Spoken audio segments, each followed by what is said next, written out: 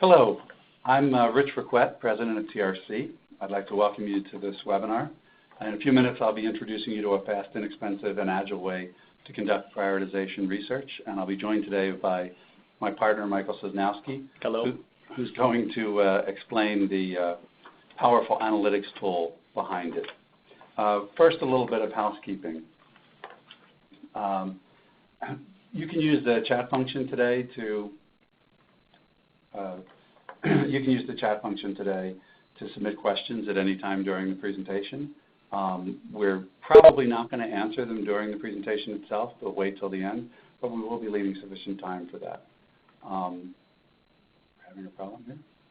Oh well, don't worry about it. To the extent we can't get to them all of them during the presentation, we will answer them by email afterwards. We'll also be recording the presentation, and we'll email that out to you. So if you want to refer to it or pass it on, you can do so. But before we get started, I want to spend just a minute to introduce you to TRC, because I know many of you don't know much about us. What sets us apart as a company is we want to get beyond preference. I mean, ultimately, what you're really trying to understand here is not preference, but priorities. What is most important to people? And to do that, we often use choice questions, and that's why we focused a lot of our efforts in research on choice, from the most complex conjoint studies all the way through to simple ranking exercises. Overall, our philosophy is to try to do more with less. So, you know, that means a number of things. First of all, many clients are finding that their budgets are being stretched and that they have limited time to get things done.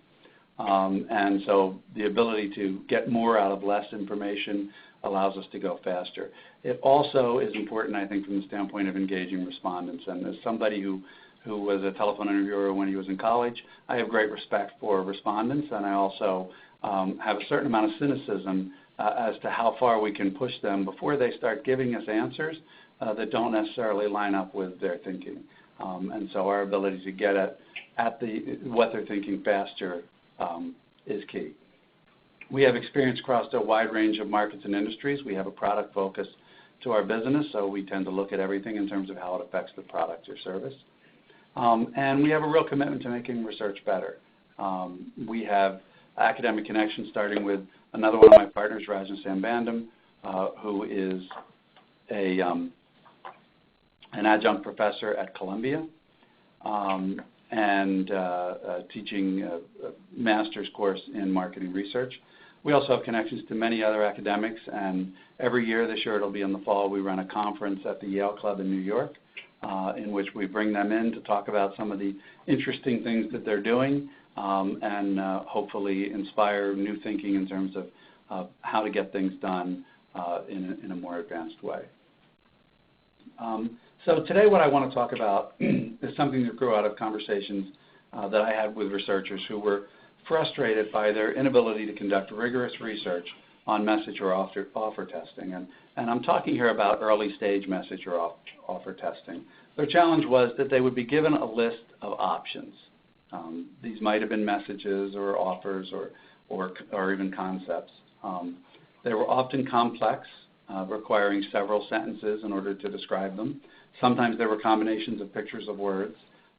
There was often a lot of overlap between them, which shouldn't surprise in the case of messages. If they're all designed to promote the same product, they're bound to reuse terminology and sentences frequently. And they were all often relatively long, sometimes 12, 14, 15 items on the list.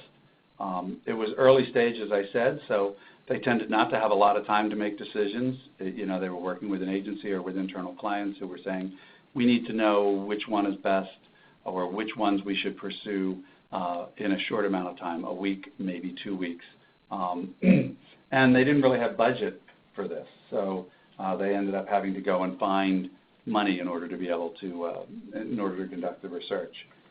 Ultimately, they knew that the challenge here was a quantitative challenge, but they tended to use qualitative means just because of all those constraints. They might do a couple of IDIs, or in other cases, they might just fall back on their gut feel, what they already knew, in order to make a decision. In other words, whatever they did, they figured was better than nothing. But at the same time, they knew it wasn't the sort of rigorous quantitative research that is best designed to answer these kinds of questions.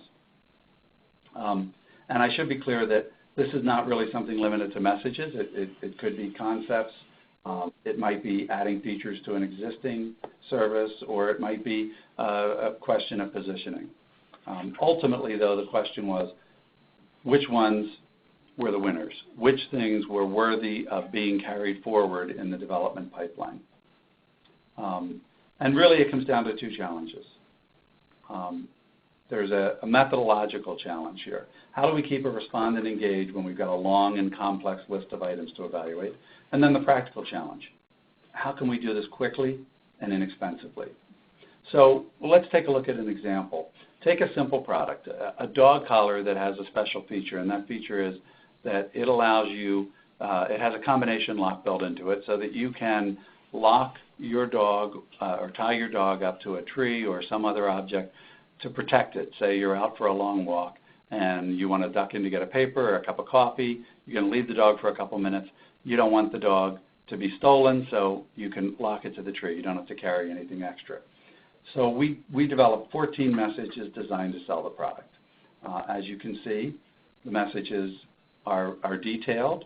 In some cases, they're very long, but in all cases, there's enough detail there that it's a lot of information to keep in your head. We certainly couldn't expect respondents to take a look at 14 or 15 or even a dozen of these and effectively rank order them. You just simply can't keep that much information in your head. So an alternative might be to say, well, let's show them to them one at a time and ask them to rate them. But I think we all know that ratings rarely produce clear differentiation, and that's especially true when you're starting with a list that's relatively good, keeping in mind that by the time even early stage is starting, these things have been thought through and hammered out to the point where they're all pretty decent. So figuring out which ones are best, you're not likely to be able to do that using a rating question. So another alternative might be to use a choice technique like max diff. So this also presents a challenge. In order to limit the number of choices someone has to see, we would probably want to show them 4 at a time. And as you can see, that's still an awful lot of information for people to look at. Instead, we might be tempted to say, well, let's show them in pairs, because that's going to be easier for people to clearly say, I like this one better than I like the other one. The problem is they're going to have to look at a lot of pairs. In fact, probably looking at upwards of 24 in order to meet the analytical requirements of a max diff.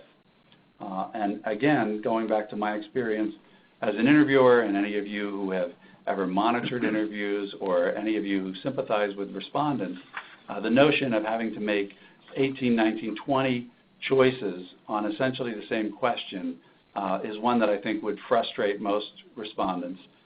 The likelihood that they're actually paying close attention when they get to that 18th or 19th choice is pretty low.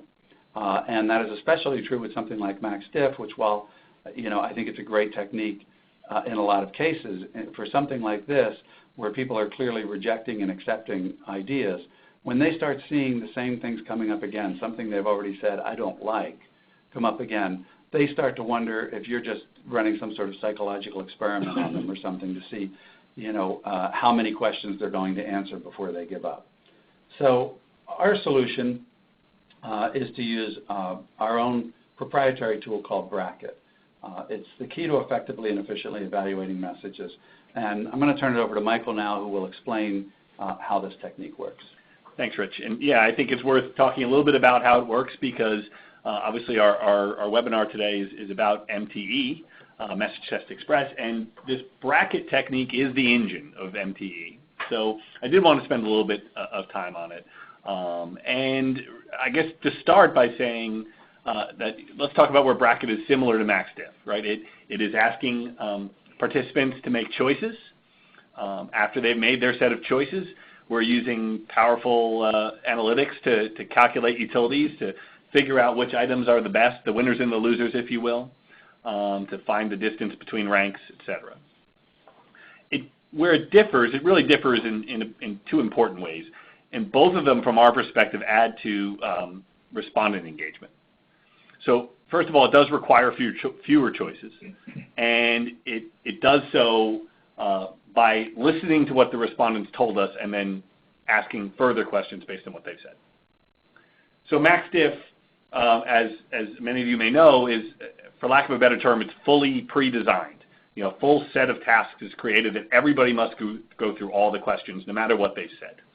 And so an idea that's been rejected will show up again, often multiple times. This can cause people to think they're answering the same question again and again. They start to pay less attention. We just think it's generally not great for the data. Bracket works more like March Madness, basically. It's a dynamic process.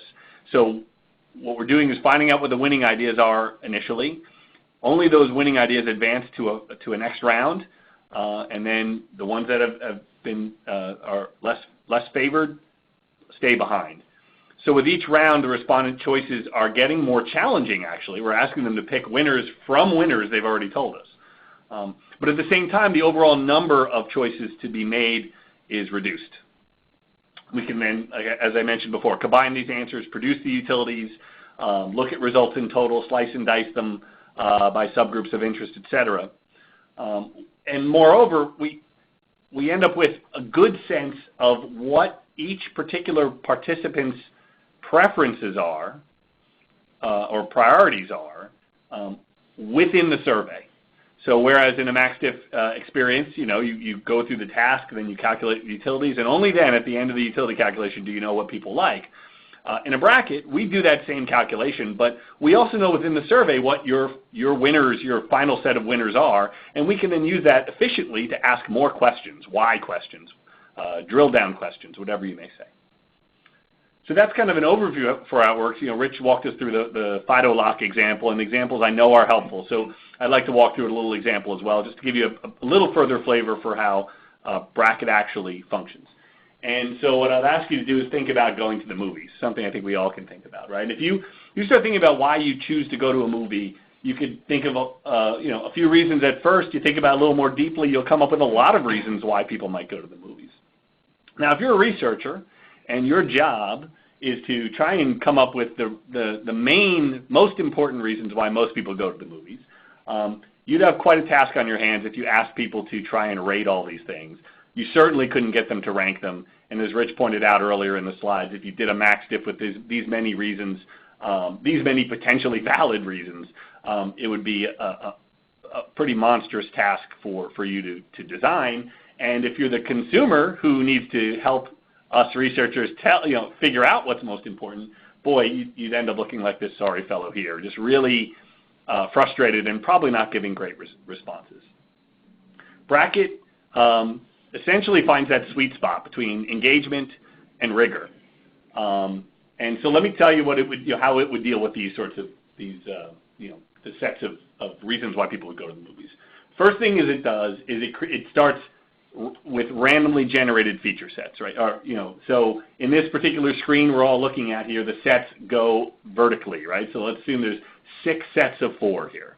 And again, I want to stress that these are random. The sets of 4, the 6 sets of 4 that I would see would be different from what Rich would see or any other participant as we go through the sample.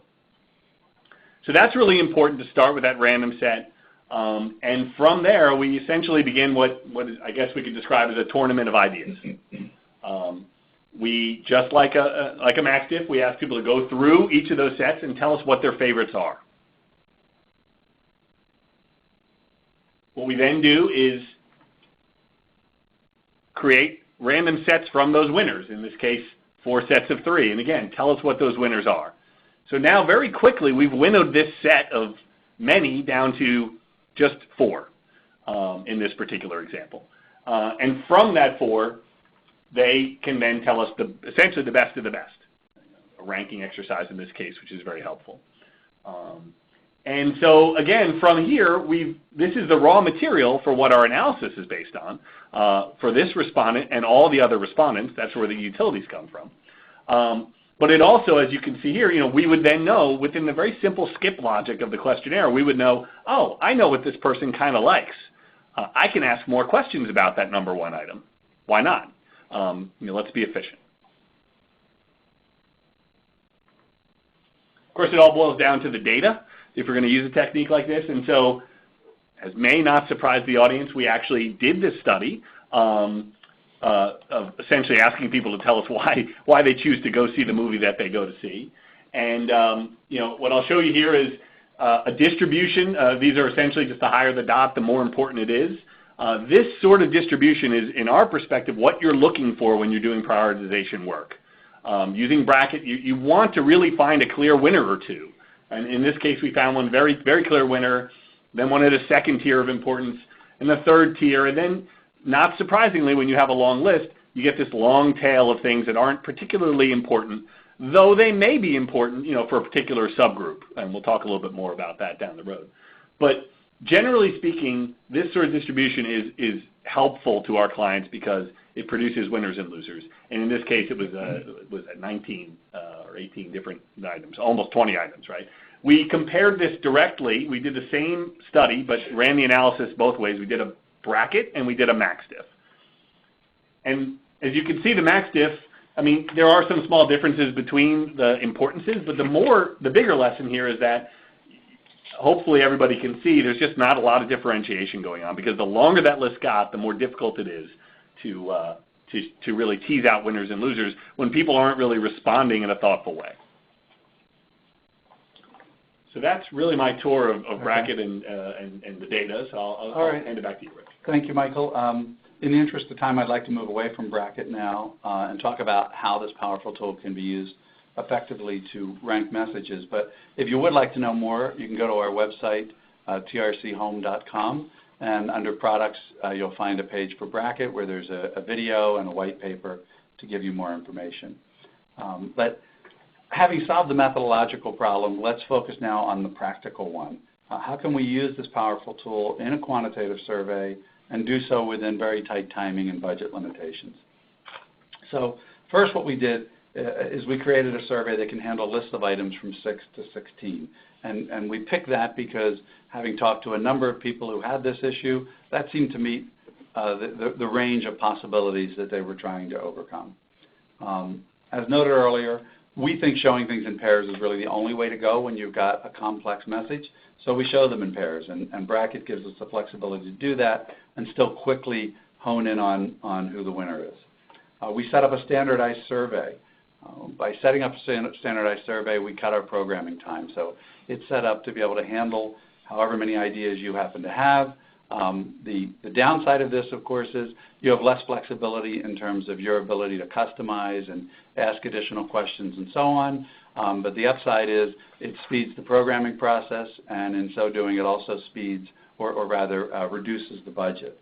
So, that's the trade-off that you have to make. How does it work? Well, again, we're going to start with your ideas, and they could be messages, or they could be concepts, offer tests, they might be features, virtually any list of things that you want to prioritize. We're going to use MTE powered by Bracket to tell us what consumer preferences are. And this is really the core insight. When this came up, when I was discussing it with various researchers, their pain point was, I just want to know which things to move forward with. And so, ultimately that's what we're trying to answer. What are the winners and what are the losers? And as with the movie example, here in the dog collar example, we have the results of the max diff. And you can see they sort of separate into fairly easy tiers. The message A is the clear winner. B is not quite as good. Then we've got a group of C to G that seem to be a bit better than the rest. And then you have that long tail that Michael spoke about. In addition, we can look at this in subgroups. Let's say that we wanted to focus on puppies. We had a theory that, well, people who are buying puppies are more likely to buy new collars and things like that. So we want to find messages that are going to resonate with them. And as you can see on the screen, by doing that, when we cut it and using the individual level utilities, we can look at it and see that message B now is almost as good as A. So we might decide we're going to go forward with message B because it wasn't bad in terms of how well it resonated with the population at large, but we think the puppy population is more important to focus on. The other thing that we are going to do is, as Michael mentioned, we know during the survey which thing each individual person liked best. And in fact, we know various preferences that they had between messages over time. And so by keeping track of all those simple, let's call them wins and losses, since we are in March Madness territory right now, by keeping track of that, I can tell which messages are trending to the top. And so I can focus on those messages that seem to be trending to the top, that is, the ones that have the most popularity across respondents. I may not know yet those individual level utilities. I may not be able to cut by subsegments, but I know at least that. And so what we do is we look for the top 2 messages. We ask people to do some additional things. First of all, we ask them to do a highlighter tool. So on the screen you see one of the messages. It's a text-based message, so in that case, they're simply going to highlight words. And then we're going to present it to you in a quasi-word cloud here, in which we increase the font size based on how often something gets mentioned, and the things that get mentioned most frequently we're going to put in green so they really stand out. And the usefulness of this is, between that early stage where we've identified the winners and when you go full out either in creating a campaign or in doing additional research, you may want to start tweaking that message. And this very clearly shows you, well, you can tweak, but things that were really important were things like lightweight titanium and can't be cut through an alarm system. You want to make sure your final message includes them. And of course, the same approach would work when it comes to something that has a combination of text and pictures or is all pictures or graphics or whatever. Again, people would highlight what they like about the message, and we present it in the form of a heat map, which if you're not familiar with it, it's basically we just show a representation of the ad. Say it was a magazine ad, and there would be colored splotches of various intensity throughout that page to show you these are the things that are working. The next thing we did is we asked them some questions that were inspired by a popular book called Contagious. And I don't know if you've read the book, but I would highly recommend it. And the basic premise of the book is what makes a message spread, or what makes an idea spread? Because ultimately, your objective isn't just to be liked, but to have something that's really going to stick with people and that they're going to tell other people about. That's going to multiply the effect of your message. The author identified 6 factors that will drive that. He has an acronym, STEPS, and I'll go through them very quickly. Social currency, are people going to tell other people about it? Is it something interesting enough for that? Triggers, are there things about it that are going to make people remember that they've seen it? Every time they walk down the street and see a puppy that, his owner has left, they're going to remember it, that sort of thing. Emotions, what sort of emotions does it drive? If you read any of the messages as they were being thrown up, you'll see that a lot of them were emotional focused. Public, is this something people are going to be willing to talk about in public? Does it offer practical value, and how much practical value do people think it offers? And does it lend itself to a story, to very clearly being memorized and repeated? So now, to conduct an MTE, there's just 4 steps. First off, you have to define your target. Not everybody wants to just do the general population. In our example, we wanted to talk to dog owners. So we're always going to ask things like age and gender and state. So to the extent that that's all you need to qualify, we can qualify that. But if you have additional things, we allow 3 custom screening questions. And these might be real screening questions like, do you own a dog? Or they might be things that you're not going to screen somebody out for, but that you want to know about your target audience, such as how long have you owned your dog, or is your dog a puppy, or how old is your dog? Those kinds of questions. Next, we want to know how you want to frame the question, because the key to a ranking exercise is really defining how people are supposed to be making the decisions about ranking them. Are they supposed to be telling you this is going to make me more likely to buy it? Are they supposed to be telling you that this resonates with them? Whatever. And so we allow total flexibility in terms of that framing question.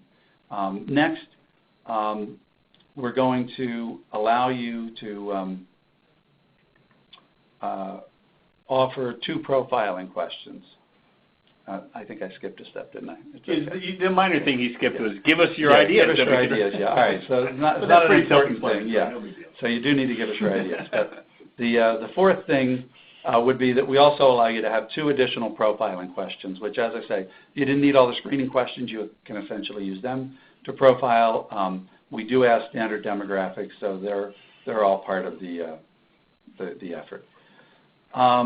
So to conduct it, again, it's just those easy steps, and in the end, we're going to be able to deliver consumer audiences. Most consumer audiences, it says here less than 10 days, but generally it's been taking us less than a week, and for under $10,000.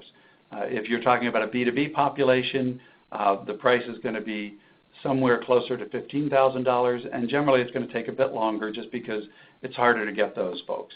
And we've looked at this for a lot of different populations, both on the consumer and B2B side, and I can honestly say most are going to be able to accommodate it within that framework. And then, as I said, ultimately the big deliverable is going to be that rank ordering, but you're going to get these additional items, such as the heat map and the additional contagious metrics. So that's pretty much all we wanted to say about it. Lenka, are there any questions?